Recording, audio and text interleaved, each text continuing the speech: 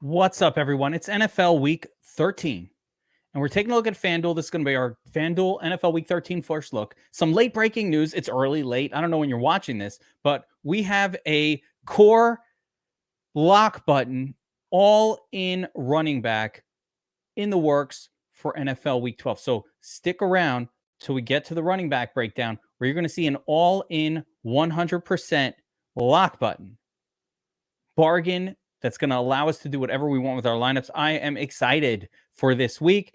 And before we go position by position, which is what we're going to do, look through the whole FanDuel salary algorithm. One cool thing about FanDuel, by the way, and this is really important to understand, is FanDuel's salary algorithm is sharper than DraftKings. So actually, just comparing FanDuel to DraftKings gives you a lot of information each week. Even if you're not a big player on FanDuel, or you are, it doesn't matter. It gives you a lot of info in terms of where some of these players should be priced. So without further ado, what I like to do before I dive headfirst into the pricing of the players, just take a quick look at some of the matchups for NFL Week 13. See which games are popping, which team totals are high, which game totals are high, what's competitive, all that good stuff. So let's get started. And looking over here at the Domination Station Optimizer game tile section, you can, and let me make it a little bigger here so you can see. And we're using dark mode, which is a new thing that Irish Jeeves, what up, told me about. So let me know if you like the visual in dark mode. I'm loving it better than the light version that I usually look at. So hopefully this comes through a little bit better in the video. But taking a look at these game tiles, here we've got these Cardinals Steelers game here. With the Steelers coming in with a decent 23.25 point total. That means Steelers players are actually usable here. And it makes sense. The Cardinals defense has been awful, but the game itself has a 41 point total. So I do think we'll be able to get some spots out of that game, but not a ton. Falcons favored against the hapless Jets here, 34 point total. This game is gross. I don't really want anything from this. The total is too low. You know, the running backs, maybe the defense is a little bit, but beyond that, I'm staying away. Here we got the Broncos at the Texans. Texans, hottest team of the year so far. Hot offense. Super potent passing attack. You got Singletary. So a lot of good things going on with this game. The flip side, Javonte Williams on the Broncos. Also the Broncos pass catcher. So everything about this game is really in play for me with its 47 point total. So that's a game we're going to be paying attention to this week. Chargers at the Patriots is up next. 40 point total. That's pretty low. You know, Chargers have just two offensive pieces that have really done anything, and it's mostly been Keenan Allen. All the wide receivers are hurt. Everybody's hurt on the Chargers. The running back hasn't done a ton so far. So we'll see how this one goes. But Keenan Allen priced up a little bit high, but he has just been a monster. So it's never a don't play Keenan, even in a potential blowout situation. And I don't even know what's going on with the Patriots at this point. Who's the quarterback? Is it Mack? Is it Bailey? Are they going to find someone else? They're a mess. They're a mess. Only Ramondre is of interest on the Patriots. Dolphins at the Commanders, 49.5 point total, highest total of the slate. Dolphins 29.5 point team total high on the slate. And the Dolphins can pour on the score in this one. I have a feeling they will. Will it come from the running backs? Will it come from the wide receivers? Tyreek, it's hard to know. Everybody can score on this team, so it's a little tricky. But of course, Tua and his pass catchers, certainly Tua and Tyreek is in play. We'll need that super value running back that I'm going to talk about at the end of this, or when we get to the running backs, to afford Tua Tyreek stacks. But that player exists, and hopefully we'll find some other value as well to make it work. Lions at the Saints, 45.5 point total. This game looks pretty good on paper too. Nothing wrong with it. Lions side, pass catchers, Jared Goff might be playable. Saints are kind of decent against the run. Of course, we'll get the power rankings and all that stuff later in the week, so we'll get a better sense of the matchups themselves. But certainly the Saints are an interesting team this week. At home, facing the Lions. Everybody's hurt on the Saints. Olave, concussion. Shaheed, concussion. So there might be some cheap offensive pieces to pull from the Saints side, or maybe they just go crazy to Kamara. So we'll keep that thought in mind. It's not as much going on here for FanDuel as I'd like, but on the Lions side of this one, I think, Goff and his pass catchers with the Saints kind of good against running backs might be interesting. We'll see. Colts at the Titans. This has a 42.5 point total. Really close game. I like a lot of the pieces from the Colts in this one. And just Minshew and the two pass catchers, both guys over double-digit targets. Is all they throw to is Downs and Pittman, so that's good. And I'm not even going to talk about the running back situation. Got a spoiler in there. And then on the Titans side, Derrick Henry's about the only thing that's been of interest. Is this another game maybe to look at Will Levis again? I don't think so. Panthers at the Bucks. Not much fantasy goodness to be had in a game like this outside of Rachaad White. You want to play running backs against the Panthers. So Rachaad White, we'll see where he's priced and how that looks. San Francisco at the Eagles, 46.5 point total. Listen, this is a high total game. A lot of divisional repercussions going on here. This is maybe for the number one seed. So I think both of these teams are going to bring it. And I'm excited to play players from both sides of that game. Both offenses super in play. I get that the 49ers have a good defense. Doesn't matter. Throw it away. Divisional matchup. And of course, the Eagles stop the run, which means the 49ers passing offense is very, very interesting in this one. And that's a big part of my focus this week. Cleveland at LA, 39.5 pointer. Better to stay away from that one. So let's shift over to FanDuel. And again, dark mode. What up? Looks pretty good. Let's see if I can't. Yeah, we'll go like that there. And so what we're going to do now is go through FanDuel player by player, position by position, just get a sense of who's popping, where people are salaried, and we'll create a first look lineup around it. If you're enjoying this video so far and you're appreciating some FanDuel content, which it's just not done a ton, let me know in the comments section below. And also, if you could smash that like button, subscribe to the channel. We have DFS content all through the week. Now, before I really get into the player by player, I want to remind everybody that this week DFS Army launched sleeper coverage for the Proptimizer tool. Sleeper app, you probably play your fantasy football leagues on that. But there's also a pick'em game in there that's really awesome. And we've added coverage for the Sleeper pick'em game to our Proptimizer tool. One great thing about that game is Sleeper puts out promotional props almost every day, just about every single day. There are promotional ones. So it's basically just like betting props on a sports book. They need to be parlayed together to create a DFS sort of approach, but you want to use their promotional ones. And we use the Proptimizer tool to pick out the best spots. It's been really great. If you're a DFS Army subscriber, Will Lynn and Sniper and the whole props crew are putting out tickets for Sleeper every single day. So if you have it, great. If you're not and you want to check out Sleeper, if you're not currently subscribed to DFS Army, it'll get you a free month of DFS Army VIP. You just have to let us know. You sign up, use promo code DFS Army, screenshot it, send it to support at DFS Army. Say, hey, I want a month of VIP. That's not for current subscribers. If you're subscribed to DFS Army at the moment, then, and not the YouTube, I mean the website and the Discord and all that. If you're subscribed, we will send you a DFS Army t-shirt, swag tee. What? Everybody loves the swag. You'll get the swag tee or a hat if you want as well. We got all the swag that you need when you sign up for Sleeper with promo code DFS Army. So you sign up, go to your Sleeper app, go to the pick'em game. My suggestion is do 100. They'll match 100 with code DFS Army. So you'll have $200 in your Sleeper account. You can play the parlays, play the tickets that the guys are dropping, or use the Proptimizer tool at DFS Army to crush on Sleeper. You'll love it. All right, let's talk FanDuel here. And right at the top of the salary chart, we've got Jalen Hurts at $9K. Understandable.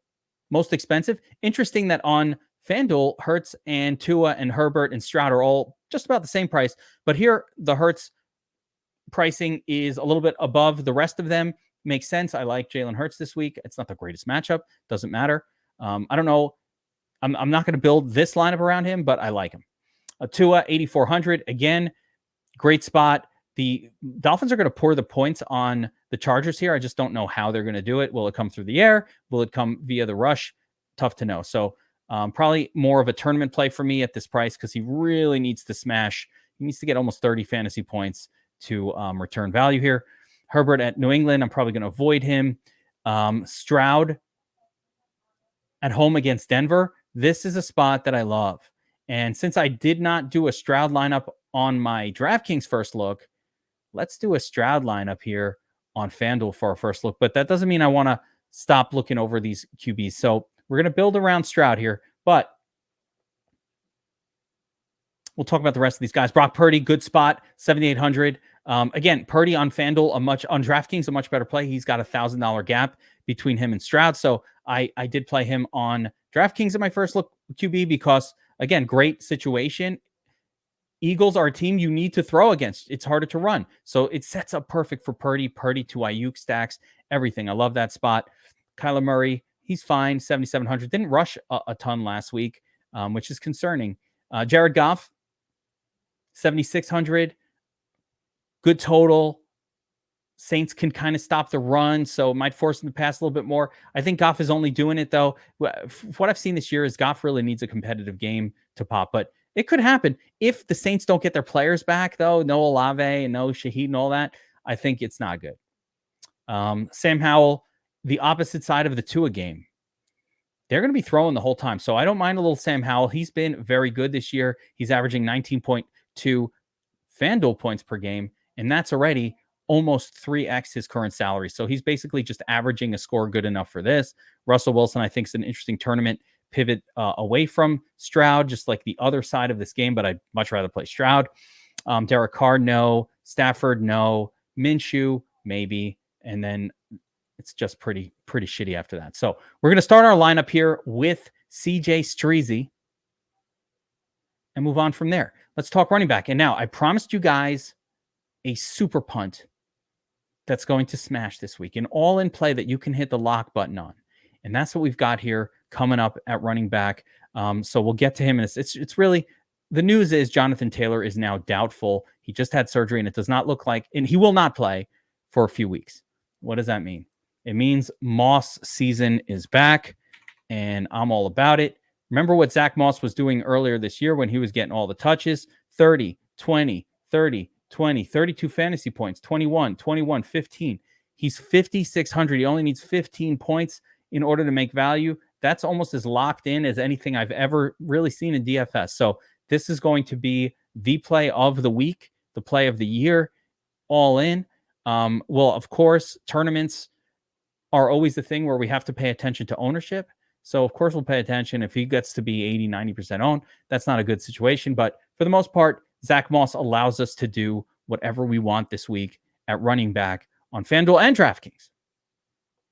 The DraftKings first look was done before the news came out, but he'd be in there too. All right. Continuing on, Kyren Williams, much more expensive, not as good of a spot. So yeah, I'm not chasing last week here against Cleveland, priced all the way up. Raheem Mostert also priced a little too high for his workload.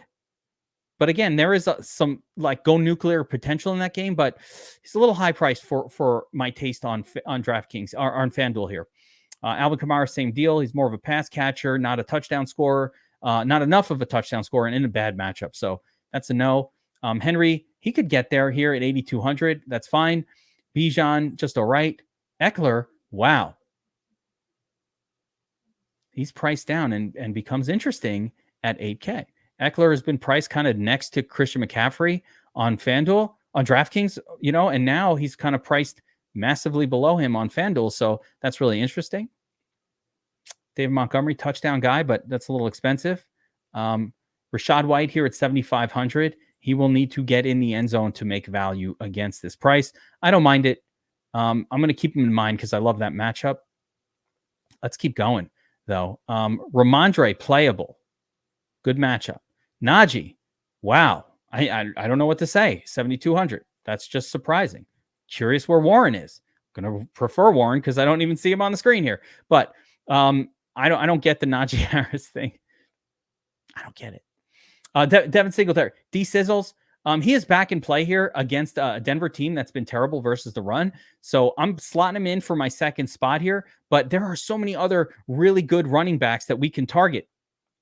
So I need to talk about so many of these guys, right? This is going to make FanDuel fun again. Mafa. Make FanDuel fun again. Mfa. All right. Anyway, this week is going to be a lot of fun on FanDuel because all of these bargain running backs allow us to pay for stud wide receivers, and that's how you win on FanDuel. So, Brian Robinson, okay, touchdown guy. I don't mind it. I do think, game script is not going to be super favorable to the running back in that one, but it's okay. D-Swizz, priced correctly. Note that DeAndre Swift is all in the high 6Ks on DraftKings. He's way more expensive than a lot of these running backs, and now he's kind of priced appropriate on FanDuel for this matchup. I don't love it. San Francisco is not a team you want to be running against. Breece Hall, 6,700. Also a much fairer price for Breece Hall this week. I don't mind it one bit.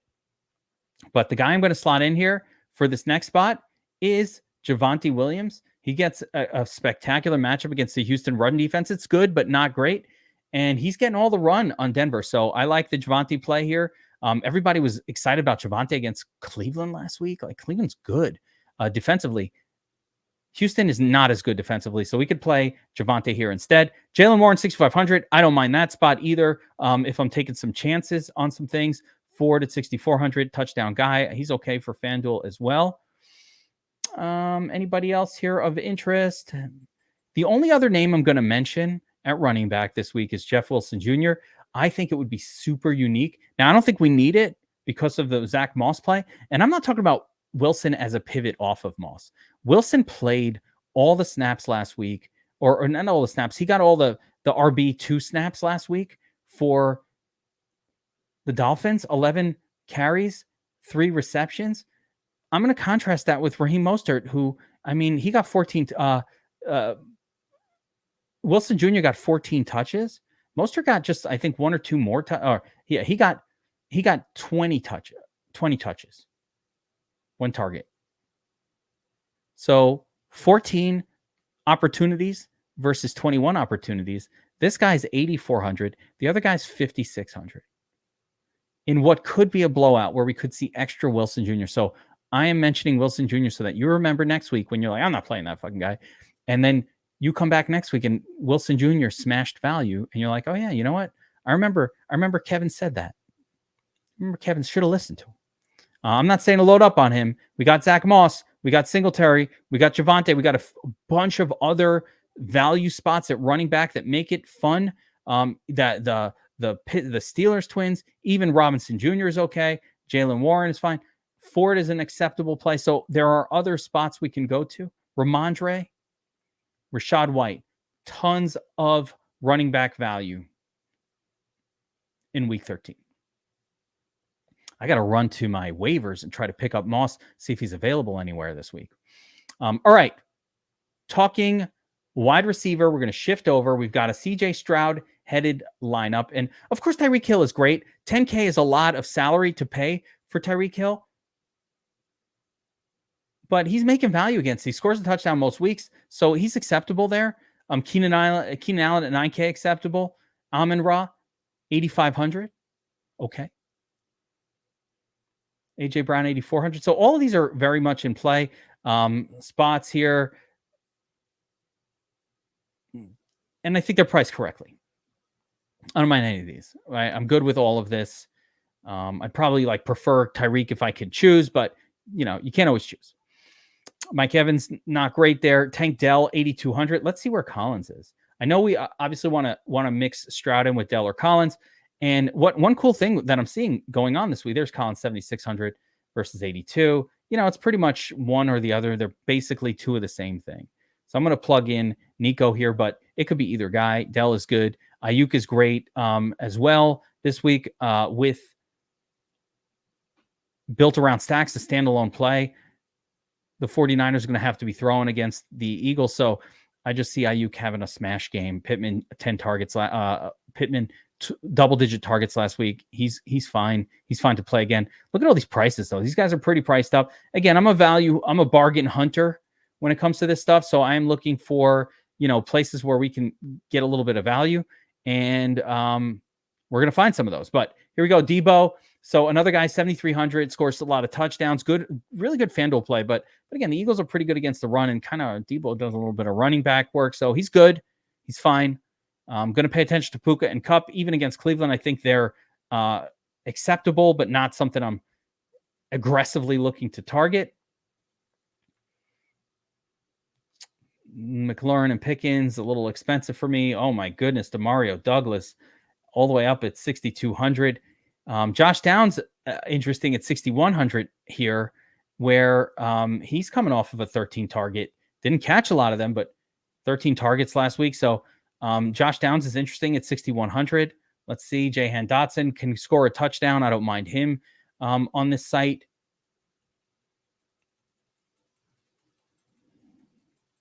Yeah, really interesting the way the wide receiver position is shaken out because you really can't afford. There aren't great picks as we start to go in the very, very inexpensive zone here. I mean, Curtis Samuel, just okay.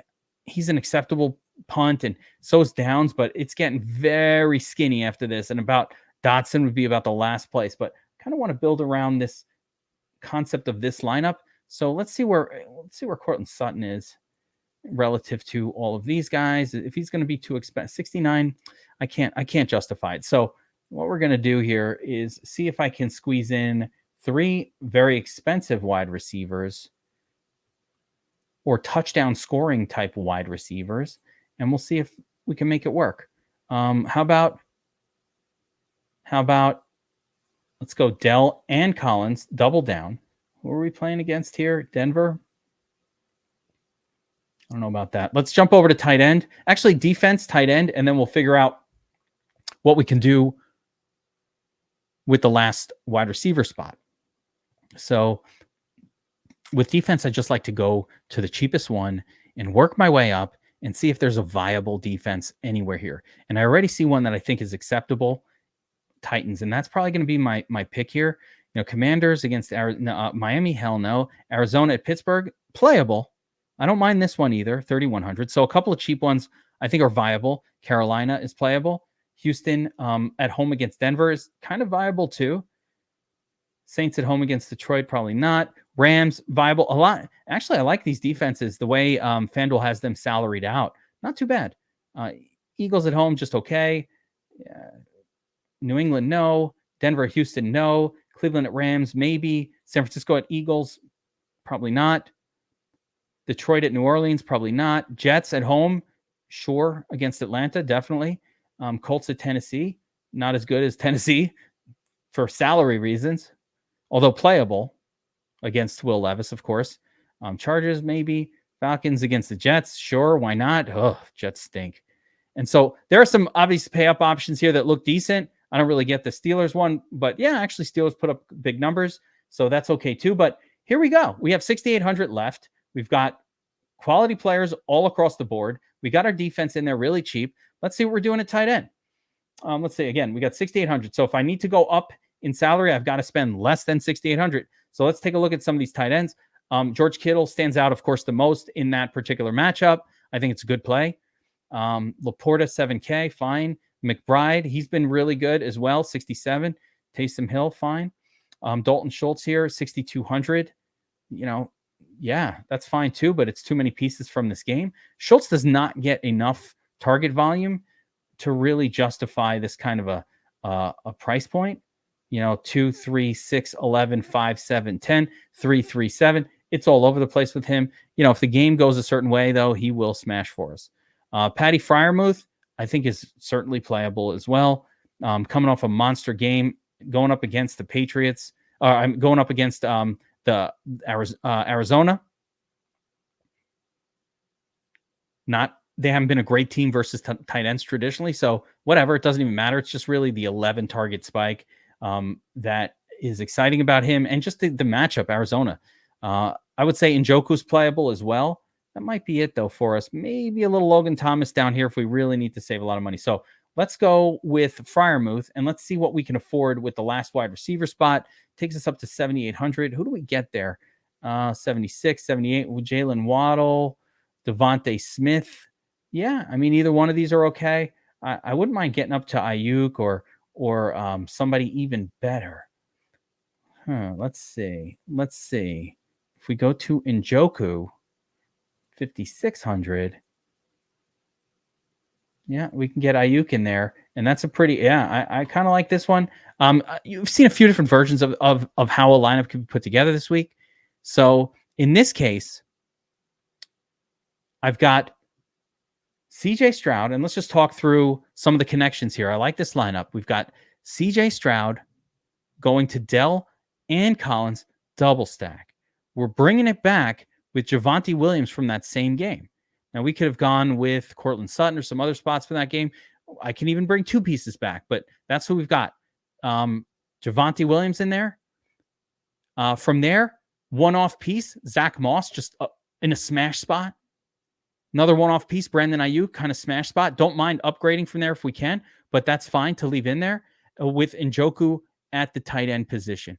Now, again, it's really easy to make a few little adjustments, get up to a different wide receiver. We can get up to, Amon-Ra or even Keenan Allen or Tyreek. Tyreek might not be able to get there, but A.J. Brown certainly isn't too far off from the Ayuk play and a similar kind of play. So a lot of different ways to approach FanDuel this week. I'm excited. I love that we have effectively a free square in Zach Moss, and I think maybe the Jeff Wilson Jr. combo might be super low owned. That assumes that Devon Achane doesn't play, so we'll keep an eye on that. That's a tournament-only kind of approach. But for the most part, even this lineup right here, I don't mind it in any kind of format. I think it's really high floor and lots of ceiling there. So hope you enjoyed this one. Let me know who your QB wide receiver stack is for NFL Week 13. Just initially, which game are you targeting? Which stack are you looking at? Don't forget to hit the like button. Subscribe to the channel. We got DFS content coming all through the week. And I will see you guys next time. Good luck.